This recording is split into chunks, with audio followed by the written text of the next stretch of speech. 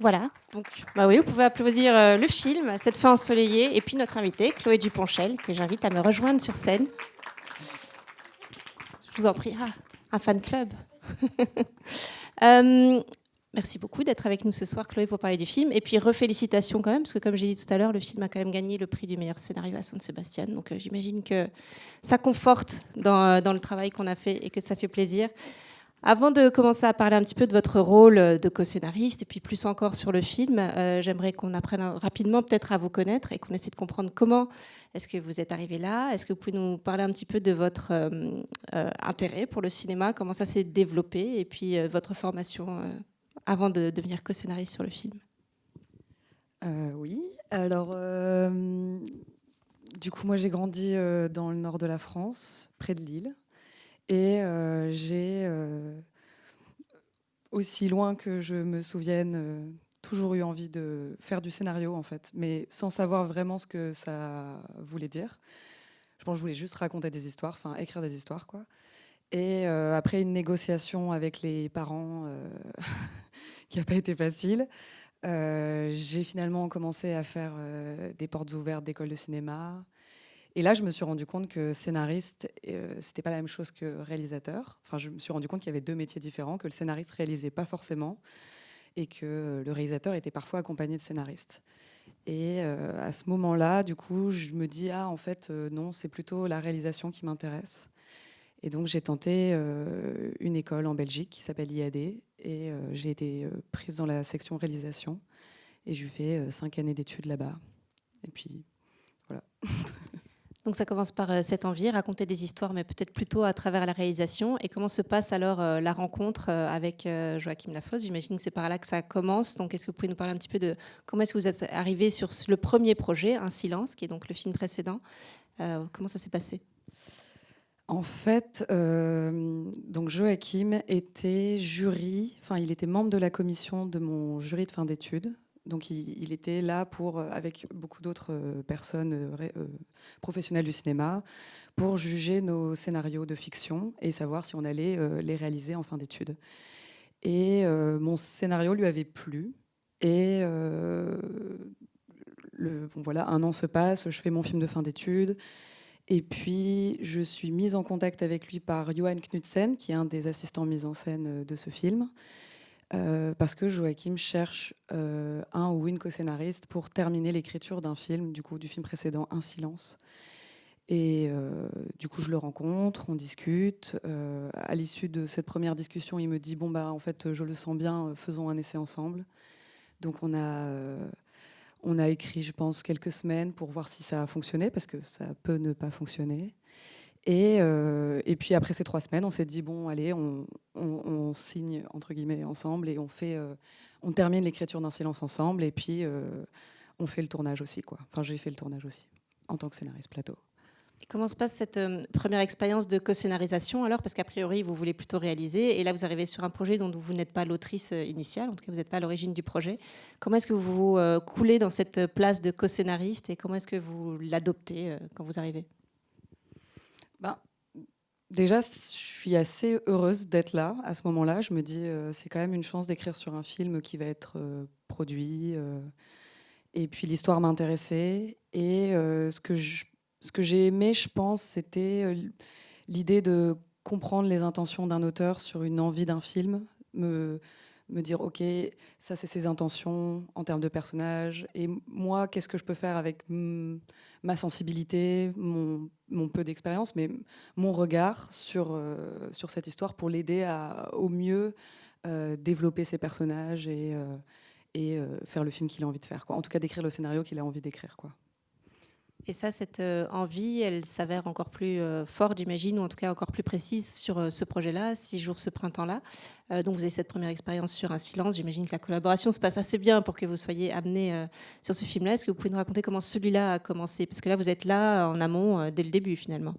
Ouais, je pense, si je me souviens bien, c'est sur le tournage de Un silence, Joachim qui me parle de ce souvenir, parce que du coup, c'est un souvenir d'enfance. Et plusieurs fois, il me parle du désir d'en faire un film potentiellement.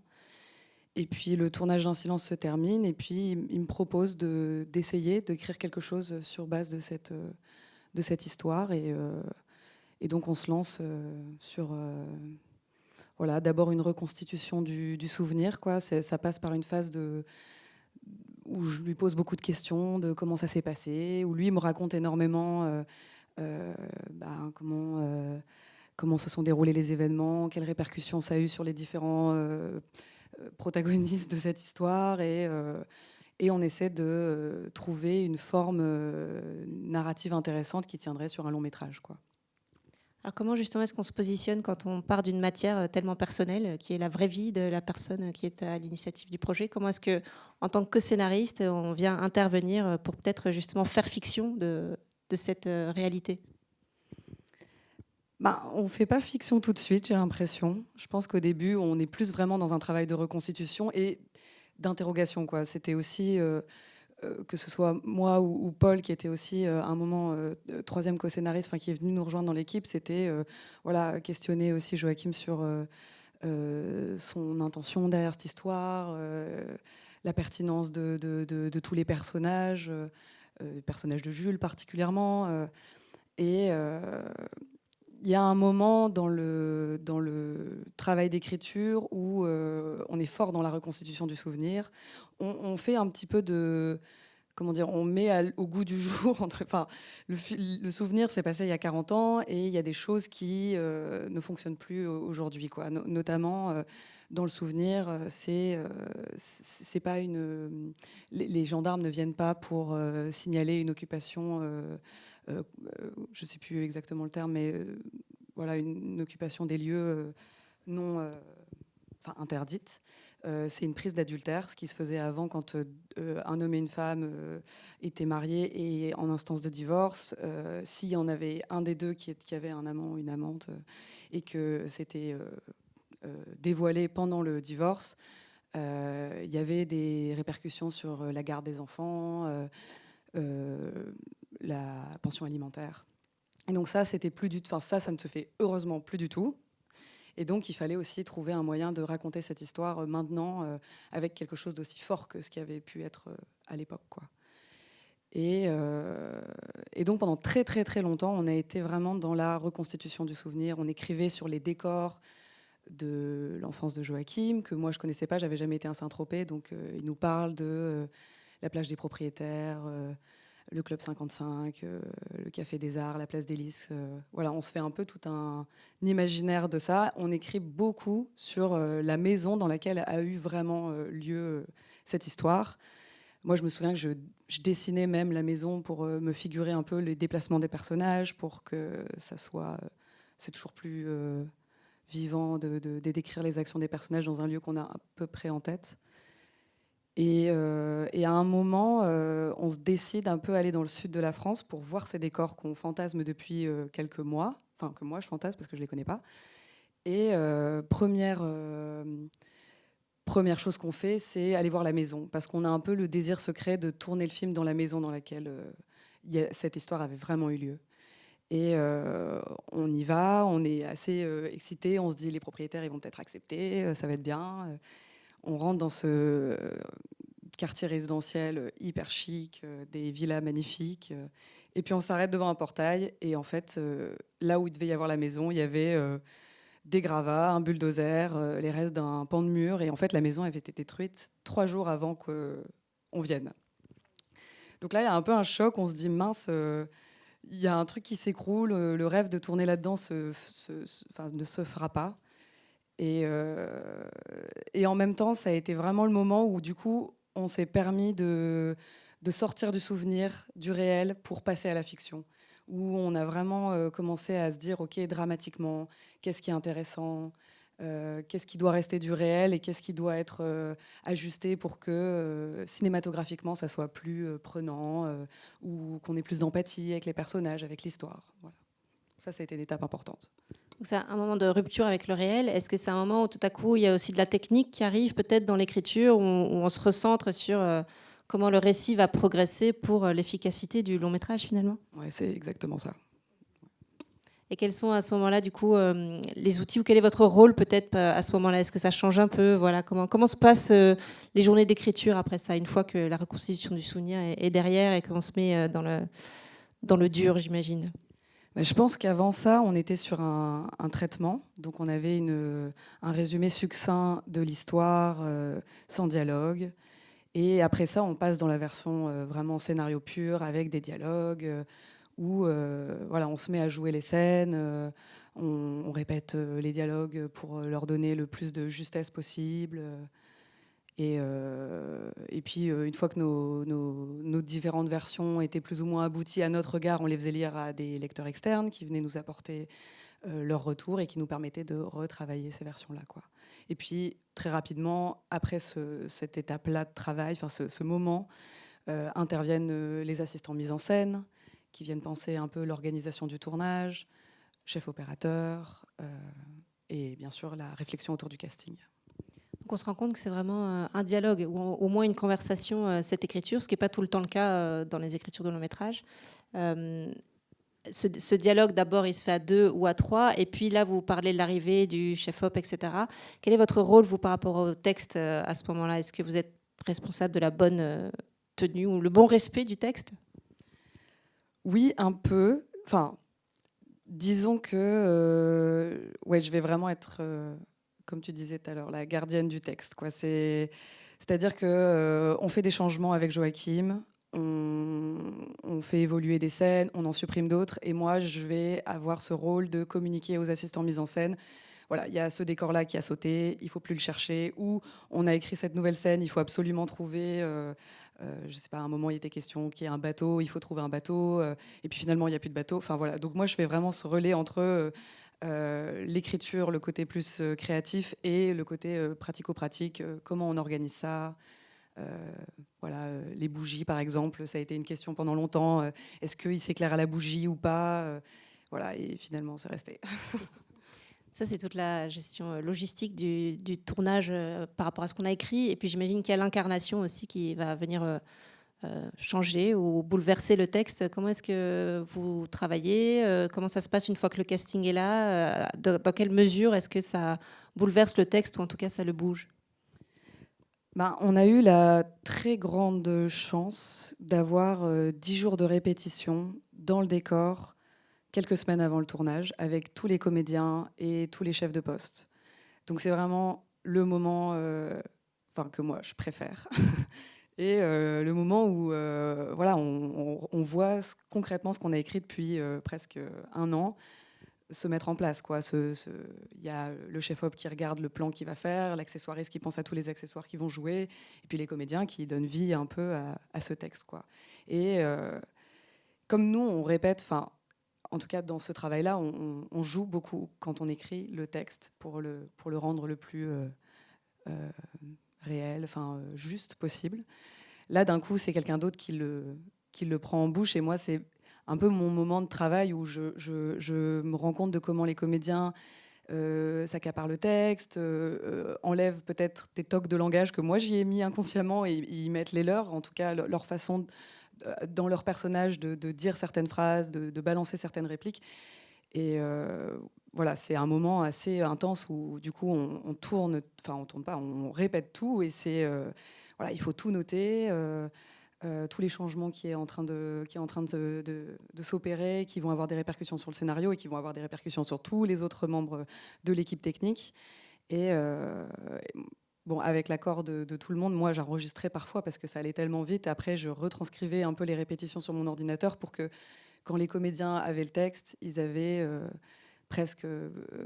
Enfin voilà, ils avaient leur façon de le dire, et c'était aussi plus facile pour eux de l'apprendre après.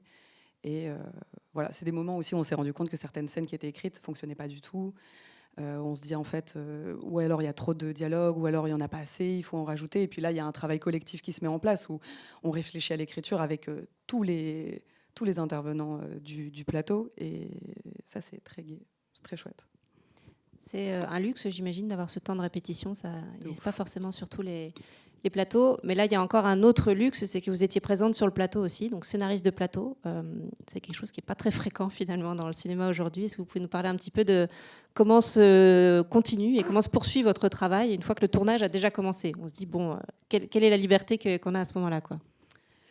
En effet, je pensais pas à un poste très courant. Je connais pratiquement personne qui a travaillé comme ça sur un plateau. Il y avait le scénariste qui était là de A à Z et qui avait des missions très précises. Mais en soi, il y avait une particularité sur ce film-là, c'est qu'il y avait aussi de la prise en charge de la continuité. Mais j'avais déjà fait scénariste plateau sur Un silence. Et l'idée principale, c'est si à un moment il y a du rush, on n'arrive pas à rentrer une scène ou une scène ne fonctionne pas, on sent que ça marche pas, on la réécrit direct et on la retourne. Aussi, si on se rend compte que il y a des éléments qui sont apportés, mais en fait, il en manque d'autres. Dans Un silence, c'était beaucoup ça, parce qu'il y avait quand même une histoire d'intrigue, d'enquête, et donc il y avait cette idée aussi de se dire, mince, cet indice-là, il n'est pas clair dans cette scène-là, donc il va falloir refaire une scène. Donc voilà, moi, je servais aussi sur le plateau à pouvoir réécrire en temps réel la scène qui allait être tournée dans les 5 minutes ou les scènes à venir qui allaient permettre à ce que le film existe, quoi. Enfin, je ne dis pas que je suis la responsable de ça, mais je servais à ça. Est-ce qu'il y a des gens qui ont envie d'intervenir dans la salle? Des questions? Quelqu'un qui voudrait commenter? Moi, j'ai plein d'autres questions, hein, si jamais vous n'en avez pas, mais pas tout de suite. Je reviendrai vers vous.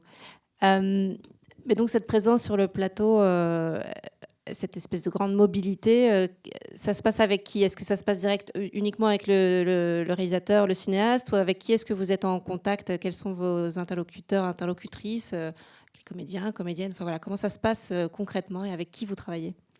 Bon, principalement le cinéaste, mais assez étroitement aussi avec les comédiens. C'est eux qui parfois viennent me voir en me disant voilà, cette phrase-là, cette réplique-là, je la sens pas, je vais la changer par-ci. Et puis moi, je fais le transfert aussi. Ok, on change ça pour les jours à venir. Sache que cette scène-là, elle se tourne à ce moment-là. Enfin, voilà, on pouvait travailler ensemble à ce niveau-là. On pouvait répéter aussi ensemble s'il y avait des moments où il y avait une scène avec des dialogues compliqués. Ben voilà, moi, je pouvais être là pour les faire répéter.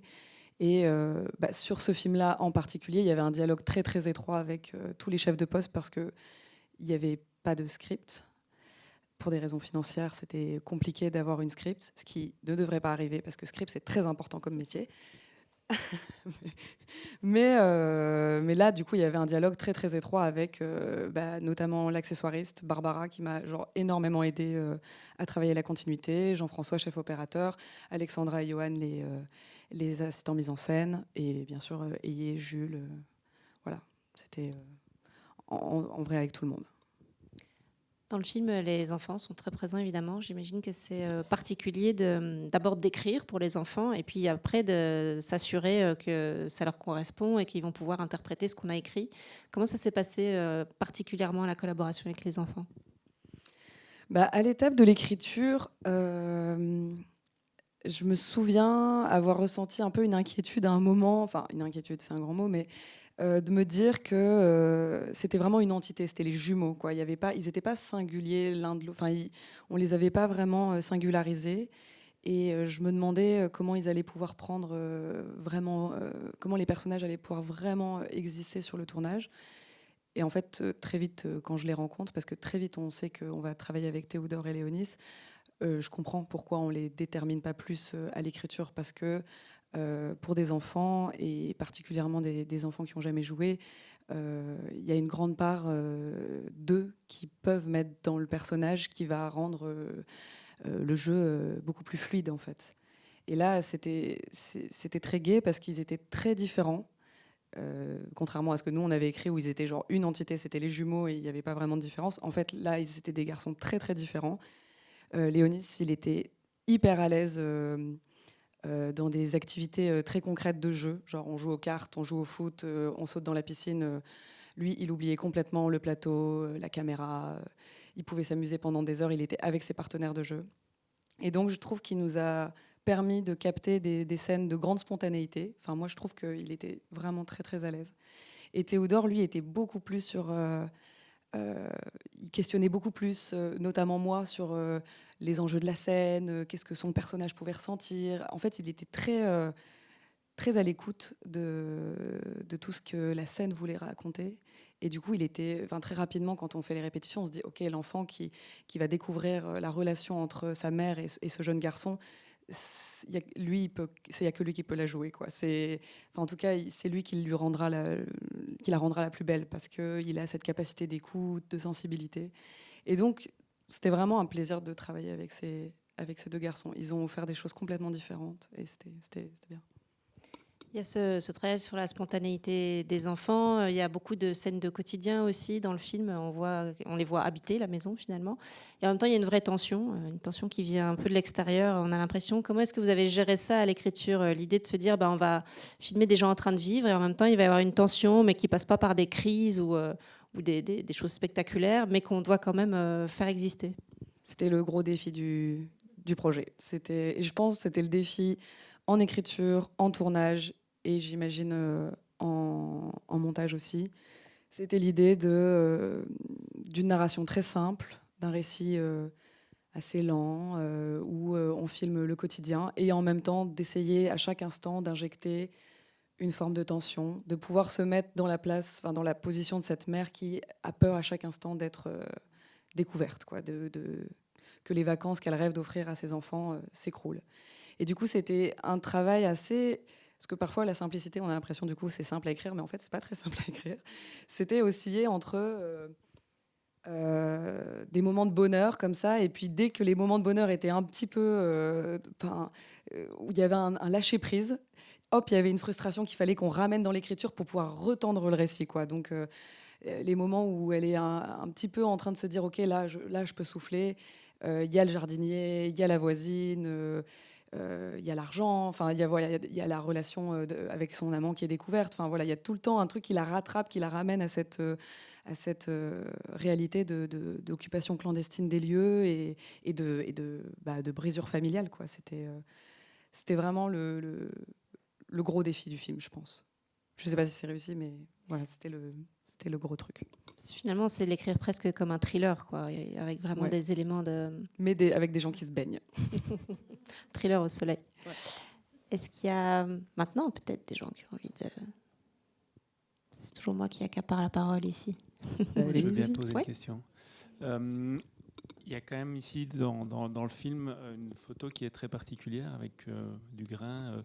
Est-ce que ça c'est quelque chose qui apparaît dès l'écriture ou bien c'est un choix esthétique qui se fait après? Je ne sais pas si c'est à toi que je dois poser la question. Mais... Non, mais je connais la réponse. Non, je pense que assez rapidement, c'est l'idée sur laquelle Joachim et Jean-François se positionnent, parce que c'est un souvenir d'enfance et je pense qu'ils veulent donner au film ce côté un peu comment dire, vintage, la pellicule, voilà, comme les vieux films d'enfance qu'on peut encore avoir dans les greniers, quoi, des pellicules, des photos de vacances, quoi. C'est un peu lié, mais donc vous êtes co-scénariste sur le film, mais vous êtes aussi réalisatrice, c'est votre formation, vous avez des projets de réalisatrice. Comment est-ce que ça change votre rapport à l'écriture avec un autre cinéaste? J'imagine que lui, il a envie de votre regard de cinéaste et de réalisatrice, sinon il aurait fait appel à quelqu'un d'autre. Comment est-ce que ça change le travail et puis le regard que vous portez sur le scénario? Le fait que je sois de base aussi formée à la réalisation. Ouais, tout à fait. Je pense que lui, ça l'intéressait parce que du coup, ayant moi-même réalisé des projets à l'école, j'avais plus ou moins une vision de ce qu'allait être la mise en scène. Et ça a influencé l'écriture. Quand on écrivait, on se posait la question du regard, du point de vue, finalement, où est-ce qu'elle va être la caméra, comment on va prendre le son. Enfin voilà. Moi, j'ai pas une formation de scénariste, donc j'ai pas je connais pas les grands principes scénaristiques qui font une histoire parfaite, acte 1, acte 2, acte 3, mais je peux plus ou moins me projeter. Enfin, moi, c'est comme ça que je travaille, mais je me projette dans la scène, et comment les personnages vont bouger, à quel moment il y aura de la tension, comment on va mettre en scène ça. Et du coup, très rapidement dans l'écriture, ça se sent, quoi. Quand on écrit le début du film, où on est, je sais plus dans le scénario dans quelle ville on était, mais je crois que c'était Bruxelles. Il y avait voilà, c'était des scènes très courtes. Très rapides, où on la lâchait jamais dans l'écriture. Enfin, on sentait qu'on allait être dans un rapport de plan serré, où voilà, il fallait sentir l'âpreté de son quotidien, le fait que voilà, elle a 2 boulots, elle s'occupe de ses enfants, et progressivement, on écrivait aussi sur Saint-Tropez, et voilà, on décrivait Saint-Tropez, quoi, la baie. Et donc, très naturellement aussi, à l'image, les plans se sont ouverts plus le voyage progressait. Comment est-ce qu'on se situe en tant qu'autrice quand on est co-scénariste d'un projet? Donc il y a quelqu'un qui a une idée d'un projet, c'est le projet qu'il porte en tant qu'auteur et réalisateur. Comment est-ce que vous vous inscrivez en tant qu'autrice dans ce projet? Quelle est votre autorité ou votre place là-dedans? Moi, j'aime ce que j'ai aimé dans ce travail-là, enfin ce poste, c'est l'idée que je suis une technicienne à part entière, que comme une ou un chef opérateur le ferait avec l'image, je vais vraiment essayer de comprendre les intentions du metteur en scène et d'entrer dans, de l'aider au mieux possible à réaliser ce que lui, de décrire ce que lui il a envie d'écrire. Et en même temps, moi, j'ai jamais eu d'inquiétude sur le fait que moi, j'existe dans ma créativité s'exprime. Parce que c'est tellement intime et tellement intense, l'écriture. En fait, on passe des heures à discuter, à débattre.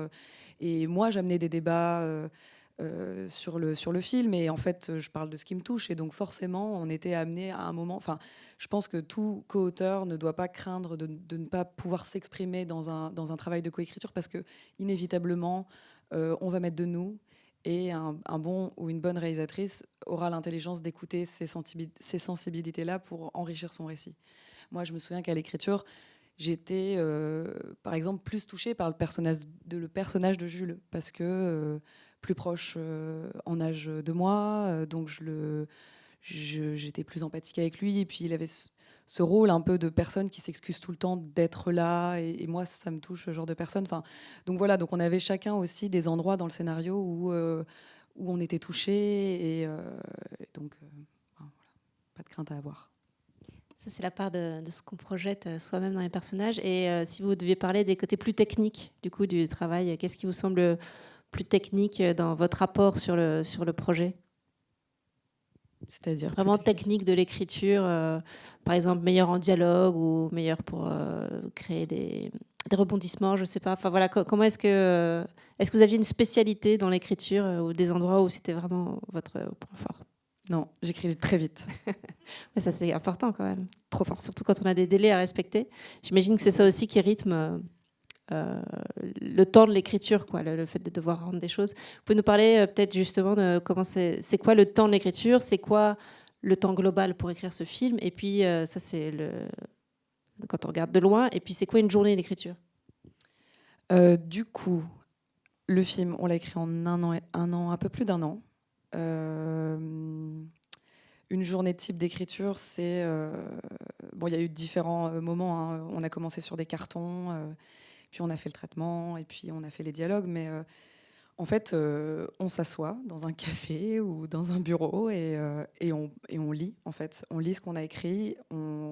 Dès qu'il y a un endroit où ça bloque, on relit, on rejoue, et on interchange. On supprime et on fait revenir plus tard parce qu'en fait elle était importante, la scène. Et enfin voilà, c'est beaucoup. En fait, on a passé vraiment une année à discuter et relire en boucle ce qu'on avait écrit. Et à la fin, on connaissait le film par cœur. C'est quoi comment ça se passe avec les cartons au début? Ça m'intrigue un petit peu. Pourquoi au début c'est pas des mots, c'est des cartons? On prend des petits cartons comme ça et on écrit toutes les idées de scène qu'on pourrait avoir sur la base d'une temporalité qu'on s'est donnée. Donc on s'est dit, ok, On est au début à Bruxelles, ils vont partir en vacances. À la fin, il y a les gendarmes qui arrivent. Maintenant, quelles sont toutes les scènes qui pourraient nourrir ce récit? On en note plein, on fait un tas comme ça, et puis après on les pose devant nous, et puis on les interchange, on en jette certaines, on en crée d'autres, et puis ça permet d'avoir un peu un espèce de regard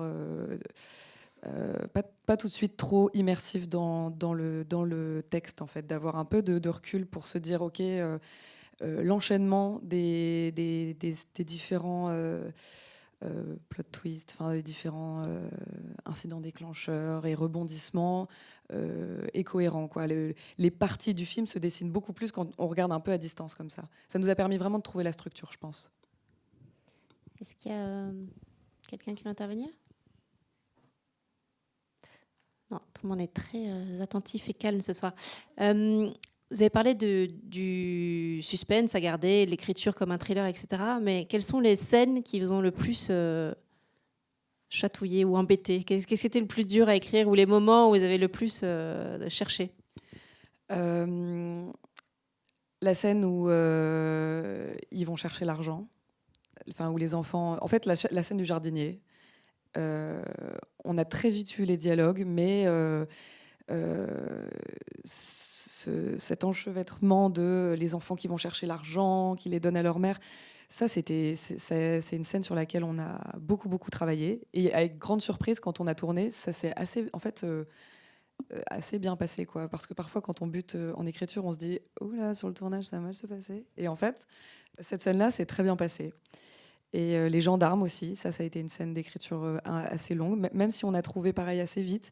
On a eu des vrais gendarmes qui sont venus, qui nous ont donné leur avis sur comment eux feraient concrètement dans une vraie situation de la sorte. Et pareil, moi j'écris tout ce qu'ils disent, et on enrichit la scène au fur et à mesure. Et est-ce qu'il y a une autre scène qui était difficile à écrire? Cette question de l'argent, justement, est-ce que c'est... on se dit, elle pourrait le garder, l'argent, en fait. Pourquoi elle ne garde pas l'argent? Finalement, ça changera quoi dans leur vie? Puis il se trouve que j'ai rencontré Yadara pour faire une interview. Elle me dit, moi, j'aurais gardé l'argent. Donc, voilà, est-ce que c'est une question qu'on se pose? Comment on se pose cette question à l'écriture? À quel point c'est important, ce genre de détail? À l'écriture, elle gardait l'argent. D'accord. Non, je pense qu'il y avait une question... alors, on a fait des versions où elle gardait l'argent, il y avait des versions où elle allait le reposer, puis elle allait le reprendre, et puis il y a des versions où elle le reposait, mais elle ne le reprenait pas.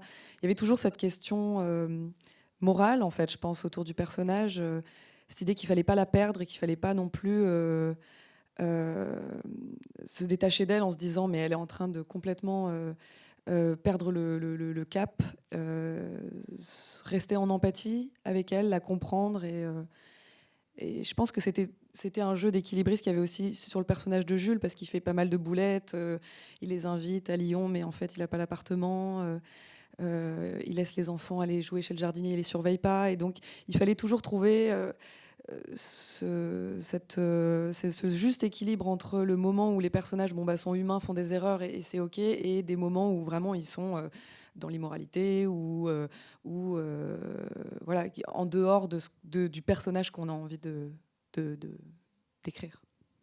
Et quelles sont les scènes que vous avez pris le plus de plaisir à écrire? Vous êtes le plus amusé, vous êtes dit, ouais, ça c'est vraiment bien. C'est dur comme question. Le jardinier, c'était fun. C'était drôle parce que du coup, on l'a joué en plus, donc on criait, c'était marrant. Et puis là, pour le coup, il y a un antagoniste qui est vraiment là. Ouais. C'est plus un vrai méchant. C'est plus le hors-champ, quoi. Non, là, il y a un vrai méchant. Oui, là, on peut jouer ensemble. Là, dans la coécriture, c'est ça qui est gay.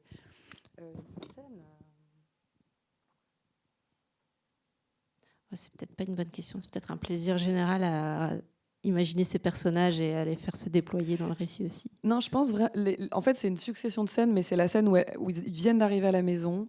Elle va se coucher et eux, ils décident de prendre la voiture et d'aller visiter Saint-Tropez. Ça, c'était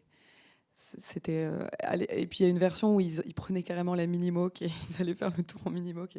Ça, c'était assez chouette à écrire. Je sais plus vraiment pourquoi, mais c'était vraiment ça. Je pense que c'était la découverte, en fait. Enfin, la redécouverte pour ces enfants qui sont chez eux, et pour Jules d'un monde nouveau très différent de ce que lui il projette sur ses enfants et sur cette femme. Est-ce que votre carrière est assez récente, mais est-ce que vous avez souvenir d'un conseil qu'on vous ait donné qui vous a vraiment servi ou pas d'ailleurs? Et est-ce que vous, il y a quelque chose que vous aimeriez dire à des gens qui ont envie de se lancer dans l'écriture, la scénarisation ou la co-scénarisation? Je pense que ces 2 films-là m'ont... Enfin, c'est pas une vérité absolue, mais moi, m'ont convaincu d'une chose, c'est écrire des personnages en s'inspirant de tempéraments, de personnalités qui nous entourent, rendra inévitablement plus riches les personnages qu'on écrit, évitera de tomber dans des personnages binaires ou caricaturaux. Pouvoir observer autour de nous des personnalités, des tempéraments, et de se dire ça va. Je trouve que ça peut créer des personnages plus intéressants, plus attachants, et voilà. Donc c'est mieux de connaître déjà ces personnages en fait. Ouais, en tout cas en partie. Moi je trouve. Hein, après, je pense que c'est possible aussi d'écrire sur un personnage totalement fantasmé, mais je pense que c'est toujours intéressant d'imputer à ces personnages des caractères qui nous intriguent nous-mêmes en fait. Que ce soit les nôtres ou ceux de notre entourage, hein, mais de se dire ça c'est atypique, c'est fascinant. Je trouve que ça permet de créer des personnages plus intéressants, plus riches. Merci beaucoup, Chloé, pour cette discussion. Alors, le film est sorti hier en Belgique. Il est ici visible au Palace, évidemment. Parlez-en autour de vous. C'est super important pour sa vie et qu'il ait une belle vie dans les salles. Et donc, voilà. Merci beaucoup, Chloé, pour cette discussion. Merci et puis encore bravo pour le film. Merci.